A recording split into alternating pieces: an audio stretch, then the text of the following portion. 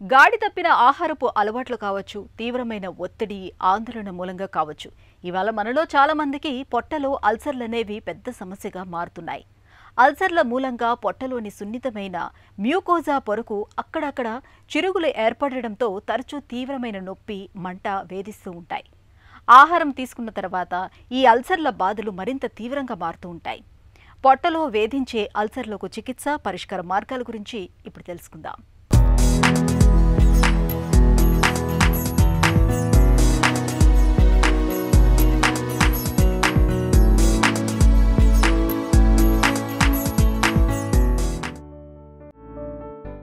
ఆధునిక జీవనశైలి, గాడి తప్పిన ఆహారపు అలవాట్ల వల్ల ఇవాళ మనలో చాలామందిలో పొట్టలో అల్సర్లు అనేవి పెద్ద సమస్యగా మారుతున్నాయి.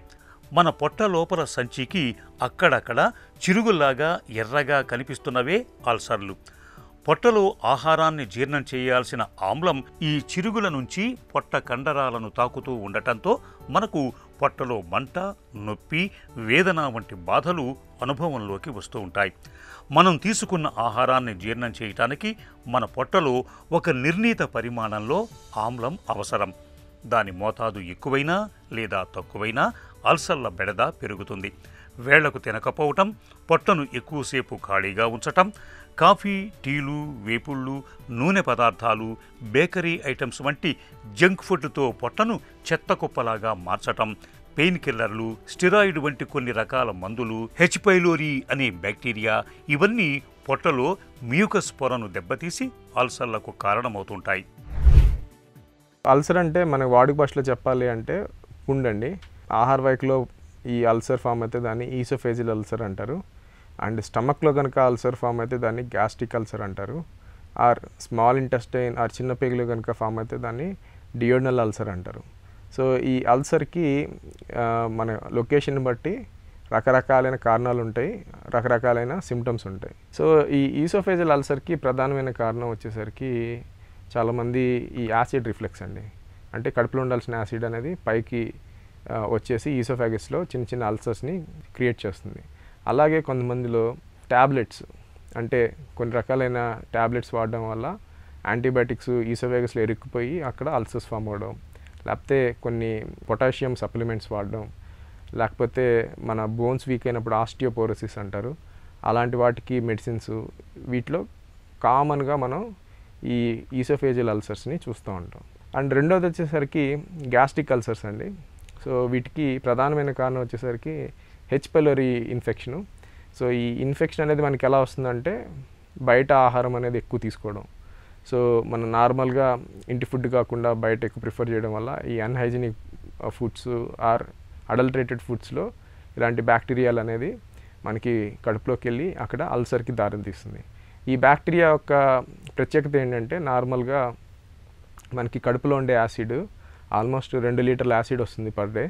మనం పొరపాటున ఒక బ్లేడ్ కూడా స్వాలో చేస్తే అది కరిగిపోయేంత యాసిడ్స్ ఉంటాయి. సో ఈ బ్యాక్టీరియా అనేది ఇలాంటి యాసిడ్స్ కూడా రెసిస్టెంట్ ఉంటుంది.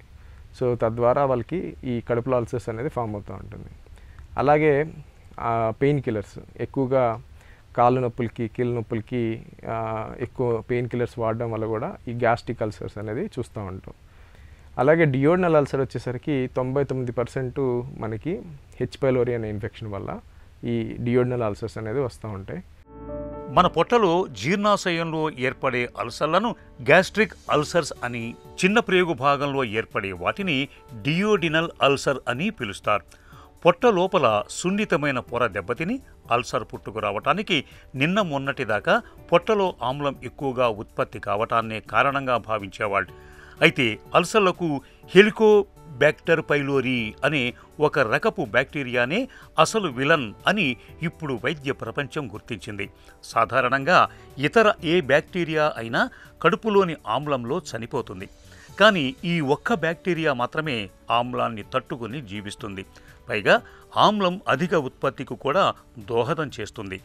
దీంతో జీర్ణాశయంలో అల్సర్లు కూడా పెరుగుతాయి. 80% మందిలో హెలికోబ్యాక్టర్ వల్లే అల్సర్లు వస్తూ ఉంటాయి.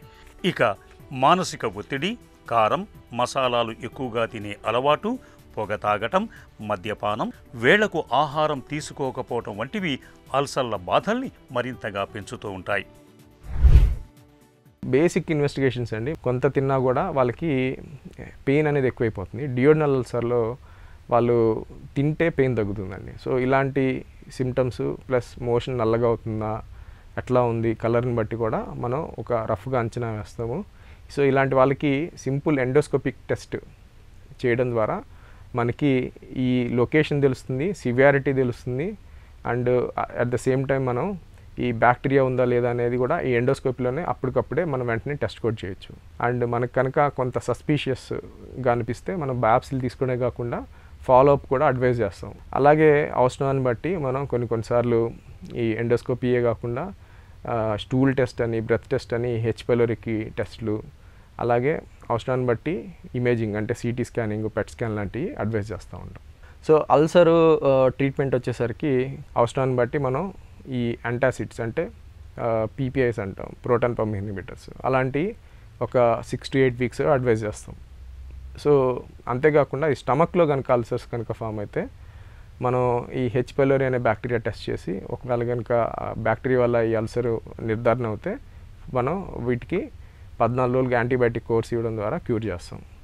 రెండోది ఎన్ఎస్ఐడీస్ అల్సర్స్ అంటే ఈ పెయిన్ కిల్లర్స్ వల్ల అల్సర్స్ అయితే వాళ్ళకి పెయిన్ కిల్లర్స్ ఆపేయడము, లేకపోతే పెయిన్ కిల్లర్స్తో పాటు ఈ పీపీఐస్ అనేది కాంబినేషన్లో ఇవ్వడం ద్వారా ఈ అల్సర్స్ అనేది క్యూర్ చేస్తాం.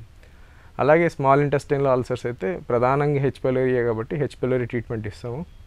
అండ్ మళ్ళీ రాకుండా ఉండడానికి ఫుడ్ హైజీన్ కానీ ఇలాంటివి అడ్వైస్ చేస్తూ ఉంటాం. పొట్టలో అల్సర్లు ఉన్నప్పుడు లోపలి ఆమ్లం ఆ అల్సర్లను తాకినప్పుడల్లా భరించలేనంత మంటగా ఉంటుంది. పొట్టను ఎక్కువసేపు ఖాళీగా ఉంచినప్పుడు, భోజనం చేసిన తర్వాత, కారం మసాలాలను అధికంగా తీసుకున్నప్పుడు అల్సర్ల బాధలు మరింతగా పెరుగుతూ ఉంటాయి. ముఖ్యంగా మధ్యరాత్రి వేళల్లో అల్సర్లు ఎక్కువగా బాధిస్తూ ఉంటాయి. అన్నం తింటూనే ఎక్కువై 3-4 గంటల తర్వాత తగ్గుతుంది. అల్సర్ల మూలంగా తరచూ కడుపులో నొప్పి, మంట, ఉబ్బరం, పుల్లటి తేన్పులు, మలబద్ధకం, అన్నం సహించకపోవటం, కొంచెం తిన్నా కడుపు నిండినట్లు ఉండటం, ఆకలి లేకపోవటం, నోటిలో ఎక్కువగా నీళ్లు ఊరటం వంటి లక్షణాలు కనిపిస్తూ ఉంటాయి. అల్సర్లు ముదురుతున్న కొద్దీ తరచూ వాంతులు అవుతుంటాయి. జీర్ణాశయంలో రక్తస్రావం మూలంగా విరేచనాలు నల్లగా అవుతుంటాయి. కొన్నిసార్లు అల్సర్లు క్యాన్సర్లుగా కూడా మారుతూ ఉంటాయి. అల్సర్స్ రాకుండా ఉండాలంటే ఫస్ట్ అండ్ ఫార్మోస్ట్ అండి లైఫ్ స్టైల్ మాడిఫికేషన్, అంటే మన జీవన శైలి మార్పులు. అంటే ఇందా చెప్పుకున్నట్టు time to time food, small and frequent meals తీసుకోవడం, ఎక్కువ హెవీగా తినకపోవడం, లేకపోతే తిన్న తర్వాత 5-10 నిమిషాలు నడవడం, రాత్రి కూడా తినడానికి పడుకోవడానికి మధ్యలో 2 hours గ్యాప్ ఉండేది చూసుకోవడం, అండ్ వీటితో పాటు ఎక్కువ ఆల్కహాల్ కానీ స్మోకింగ్ కానీ అలవాట్లు ఉంటే అవి మాన్పించడం.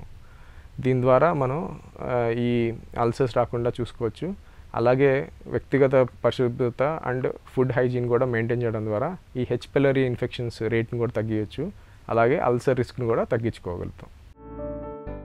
పొట్టలో అల్సర్లను GI ఎండోస్కోపీ, బేరియం ఎక్స్రేల సాయంతో ఇవాళ సులువుగానే నిర్ధారించుకోవచ్చు.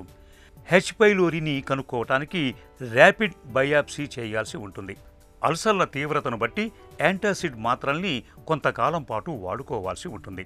అయితే మందులతో పాటు జీవనశైలి, ఆహారపు అలవాట్లలోనూ తగిన జాగ్రత్తలు తీసుకోవాలి. ముఖ్యంగా వేళకు భోజనం చేయాలి. రాత్రి బాగా పొద్దుపోయాక తినటం మంచిది కాదు. పొట్టను ఎక్కువసేపు ఖాళీగా ఉంచకూడదు. 3-4 గంటలకు ఒక్కసారైనా తినటాన్ని అలవాటు చేసుకోవాలి. సాత్వికాహారం తీసుకోవటం మేలు. మజ్జిగ, పెరుగు వంటివి అల్సర్ల తీవ్రతను బాగా తగ్గిస్తాయి. వంటల్లో పులుపు, కారం, మసాలాలను బాగా తగ్గించాలి. కాఫీ, టీలు, బేకరీ పదార్థాలు, వేపుళ్లను అతిగా తీసుకోకూడదు. పొగ, మద్యం వంటి వ్యసనాలకు దూరంగా ఉండాలి. తీవ్రమైన ఒత్తిళ్లు, ఆందోళన కూడా అల్సర్లను ప్రేరేపించేవే కాబట్టి మనసును ప్రశాంతంగా ఉంచుకునేందుకు ప్రయత్నించాలి. మందులు, ముఖ్యంగా పెయిన్ కిల్లర్లను వాడకూడదు. ఈ జాగ్రత్తలు అల్సర్లను చాలా వరకు నివారిస్తాయి.